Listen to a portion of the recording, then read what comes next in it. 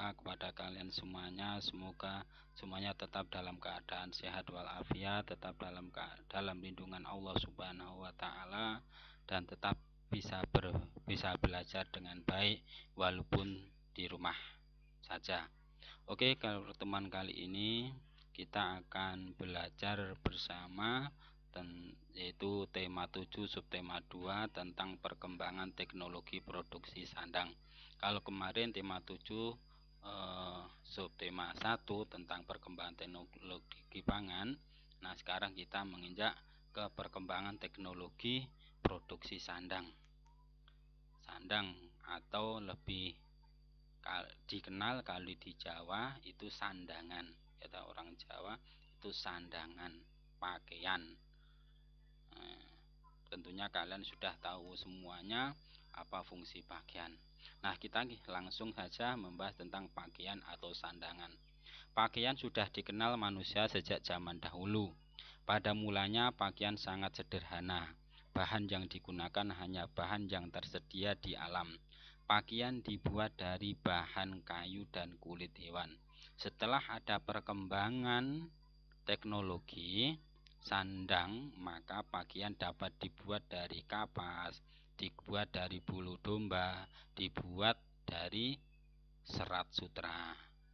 Pakaian atau sandang digunakan untuk melindungi tubuh dari udara dingin dan panas atau panas. Ini gunanya pakaian, ini seperti itu. Ada berbagai macam jenis pakaian seperti celana, kaos, baju, jaket, blus, rok, dan lain-lain. Pakaian yang bermacam-macam biasanya digunakan sesuai dengan kebutuhan pemakaiannya. Dan biasanya bahan yang digunakan untuk membuat pakaian juga sesuai dengan kebutuhan. Nih, jadi misalnya lagi kondangan pakaiannya yang bagus, harian pakaiannya ya sederhana. Terus musim panas maka pakai pakaian yang tipis. Ketika musim dingin memakai pakaian yang tebal. Atau di daerah yang panas biasanya memakai pakaian yang tipis. Hidup di daerah yang dingin seperti di kutub, maka pakaian orang yang hidup di kutub itu biasanya adalah pakaian yang tebal-tebal. Nah, biasanya ini dibuat dari kulit hewan atau bulu hewan atau bulu domba. Ini biasanya yang dipakai oleh orang-orang yang hidup di daerah kutub atau daerah dingin.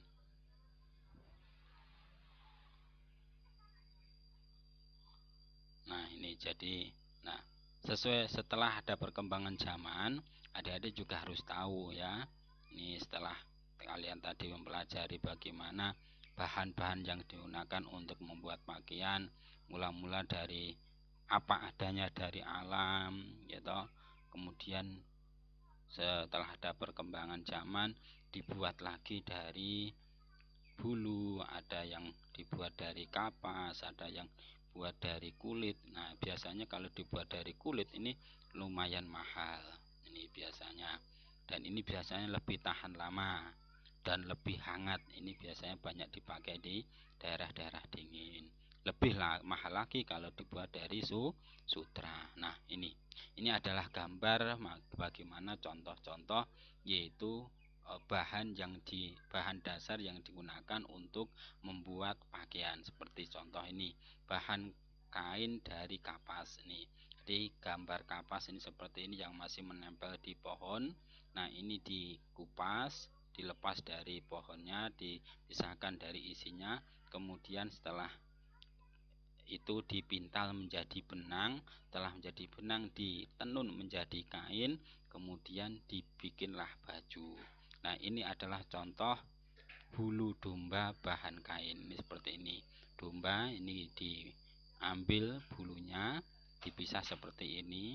Nah, setelah seperti ini nanti dipintal jadi benang. Nah, setelah jadi benang kemudian ditenun menjadi kain, kemudian baru bisa dibikin baju. Nah, yang ketiga ini adalah ulat sutra ya. Ini jadi kalian jangan takut, ini adalah ulat sutra. Ketika mau bikin rumah atau mau jadi kepom kan bikin seperti ini. Nah, bulunya jadi rumahnya. Nah, bulu dari sutra, ulat sutra ini kemudian dipintal menjadi benang seperti ini. Nah, setelah jadi benang kemudian ditenun menjadi kain. Nah, baru dibikin baju. Lah, ini biasanya harganya sangat mahal, bahkan bisa mencapai jutaan per meter. Nah, ini karena apa kok bisa mahal? Karena satu, bahannya ini lebih halus, lebih enak kalau dipakai, tapi cara bikinnya sangat sulit.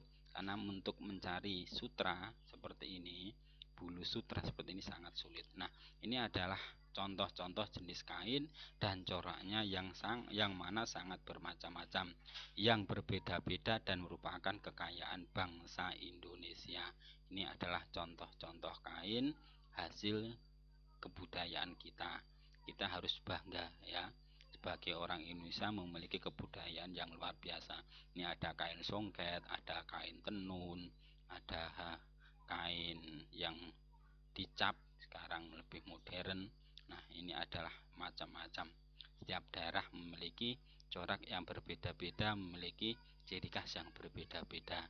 Dan ini adalah contoh kegiatan ibu-ibu yang lagi membatik. Ini biasanya banyak dilakukan oleh kaum ibu-ibu. Karena apa? Membatik ini memerlukan waktu yang sangat yang memerlukan kesabaran yang sangat. Kalau orangnya nggak sabar, nggak akan jadi bagus, batikannya akan rusak. Maka dibutuhkan kesabaran dan ketenangan dan ketelitian. Nah, adik-adik juga bisa nanti belajar membatik sendiri. Nah, ini adalah macam-macam kain hasil daerah kita, yaitu bangsa Indonesia, yang merupakan kekayaan dan sudah diakui sampai ke luar negeri. Ini kalian harus bangga nih. Seterusnya video berikutnya yaitu, nah ini sekarang kita belajar matematika. Setelah kalian tahu tentang kain gitu. Nah, sekarang kita belajar tentang matematika. Ini ada pertanyaan, ada ulasan. Udin memiliki dua sorban yang berbentuk persegi dan persegi panjang. Maaf, ini ketutup foto ya, ketutup kamera. Dan bermotif berbeda. Setiap habis dipakai, Udin selalu melipat dengan rapi dan menggantungnya dengan hanger. Ini jadi Udin ini adalah anak yang rajin gitu. Kalau sholat kan pakai sorban, sunnah. Ini sunnah selaku orang Islam itu kalau sholat itu memakai sorban, entah ini dipakai di kepala atau dipakai di leher atau di pundak, monggo terserah. Nah, ini sunnah. Nah, karena Udin adalah anak yang rajin, maka setelah selesai memakainya, maka Udin ini melipat. Nah, ternyata Udin ini memiliki dua sorban yang satu berbentuk persegi dan yang satu berbentuk persegi panjang. Nah, yang satu berbentuk persegi setelah dilipat jadinya seperti ini, tetap kotak ya toh. Tapi ya enggak beraturan, yang namanya juga kain. Yang kedua bentuknya persegi panjang nih. Nah, sekarang belajar menentukan sumbu simetri ya. Kalian akan belajar tentang sumbu simetri. Apakah sumbu simetri itu? Yaitu garis yang memisahkan dua bangunan datar dan saling menutupi. Mari berlatih membuat sumbu simetri dengan kertas. Nah, kalian siapkan kertasnya. Sediakan kertas berbentuk persegi panjang ya. Kalian siapkan seperti ini. Nah, setelah itu yang kedua, setelah kalian siapkan, lipat jadi dua bagian yang sama. Jadi ujung sini ketemu sini, ujung sini ketemu sini, akan jadi seperti ini. Ini kalau dilipat. Yang ketiga, buka lapisan kertas tadi ya. Setelah kalian lipat kemudian dibuka lagi. Nah, akan kembali seperti nomor 1. Yang keempat, buatlah garis pada bekas lipatan. Garis inilah yang dinamakan sumbu simetri. Ini namanya garis sumbu simetri. Kalau seperti ini juga boleh, ini juga sumbu simetri.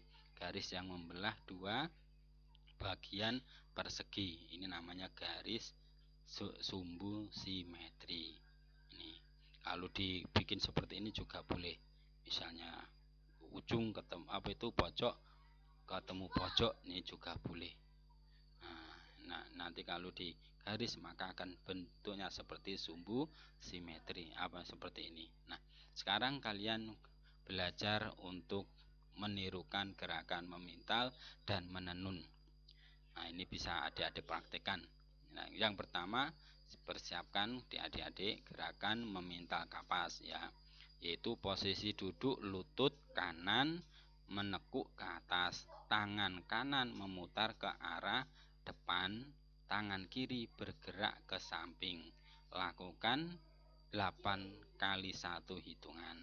Yang kedua, gerakan menenun pertama yaitu posisi tubuh selonjor, posisi duduk selonjor bukan tubuh.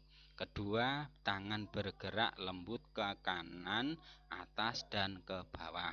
Lalu ke kiri, atas dan ke bawah. Kepala bergerak mengikuti arah tangan. Lakukan 8 kali 1 hitungan.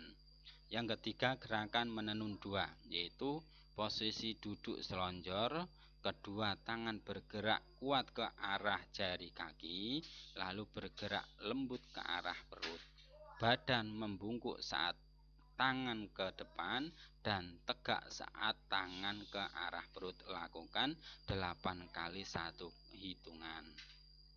Nah, yang keempat yaitu gerakan menjemur, yaitu posisi berdiri. Orang menjemur pakaian kan berdiri. Kedua tangan bergerak ke atas. Nah, ini contohnya seperti ini. Seperti adik saya ini. Ini kalian bisa lihat ya.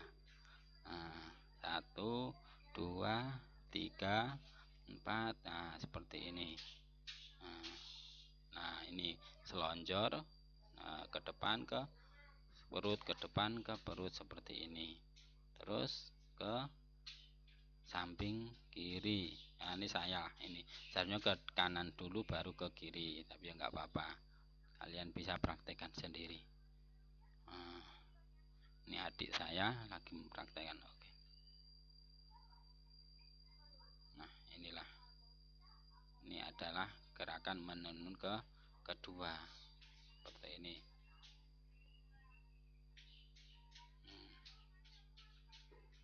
Sebanyak 8 kali 1 hitungan.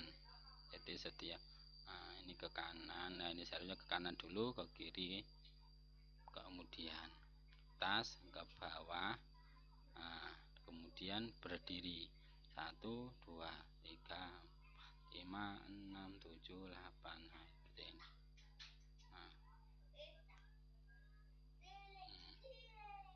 Ini adalah contoh kegiatan. Demikian adik-adikku semuanya, semoga kalian dapat memahami pelajaran kali ini. Semoga bermanfaat. Wassalamualaikum warahmatullahi wabarakatuh.